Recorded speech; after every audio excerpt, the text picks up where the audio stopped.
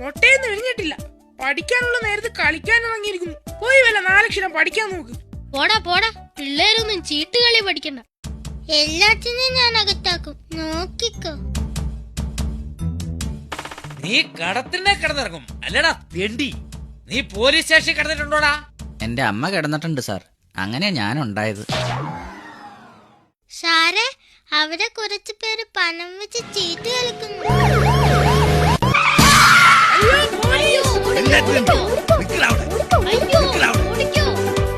സ്കൂളിൽ പോകാനുള്ള നേരത്താ ചീട്ടുകളി. ആരൊക്കെയാടി ചീട്ട് കളിച്ചേ? ഞാൻ ചീട്ട് കളിച്ചില്ല സാറേ. ചീട്ട് കളിച്ചില്ലേ? പിന്നെന്തിനാടി ഓടിയത്?